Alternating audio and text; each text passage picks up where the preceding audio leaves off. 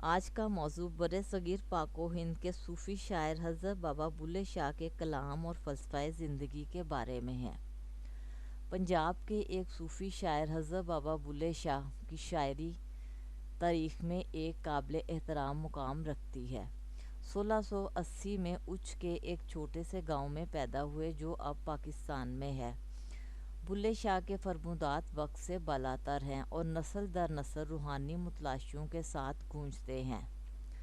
ان کی شاعری محبت، روحانیت اور زندگی کے تصوف کے موضوعات سے خطاب کرتے ہوئے انسانی روح کی گہرائی میں اترتی ہے۔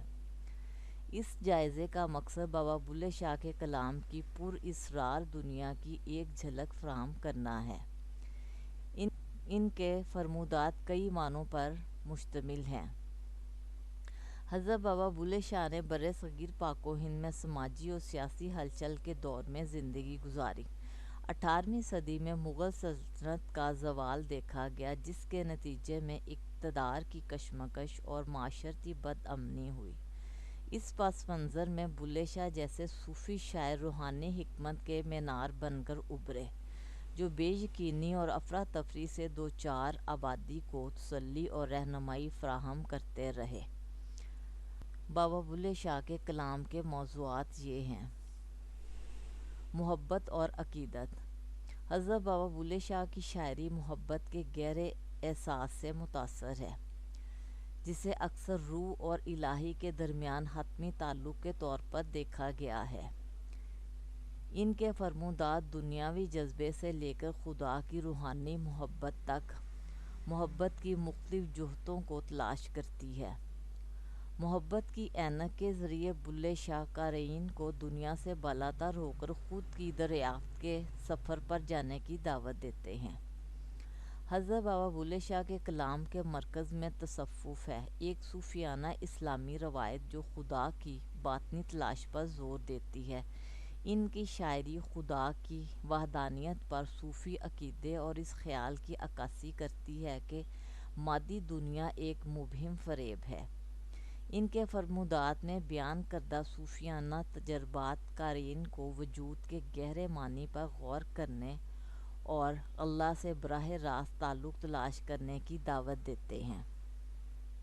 حضرت بابا بلے شاہ کا کلام باطنی دائرے تک محدود نہیں ہے، یہ معاشرتی مسائل اور مروجہ اصولوں کو چیلنج بھی کرتا ہے۔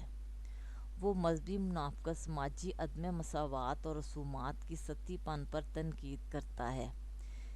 ان کے بے خوف الفاظ ایک زیادہ منصفانہ اور جامع معاشرے کی خواہش کے ساتھ گونجتے ہیں، افراد کو سطحی اختلافات سے بالاتر نظر آنے اور مشترکہ انسانیت کو گلے لگانے کی تاکید کرتے ہیں جو انہیں متحد کرتے ہیں۔ حضرت بابا بلے شاہ کی شاعری ان کی سادگی کی خصوصیت رکھتی ہے، پھر بھی یہ گہرے معنی رکھتی ہے۔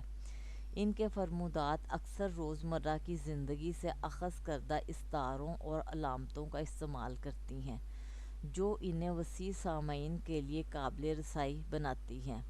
مقامی پنجابی زبان کا استعمال ان کے کلام میں ثقافتی رونق کا اضافہ کرتا ہے، جس سے قارئین کو ان کی شاعری میں دیے گئے جذبات اور پیغامات سے جڑنے کا موقع ملتا ہے۔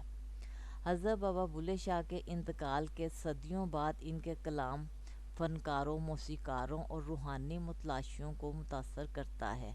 ان کے فرمودات کو موسیقی کے لیے ترتیب دیا گیا ہے، جس میں لازوال کمپوزیشن تخلیق کی گئی ہے جو صوفی مزارات اور ثقافتی اجتماعات میں گونجتی ہیں۔ ان کی میراث مذہبی اور جغرافیائی حدود سے باہر ہے۔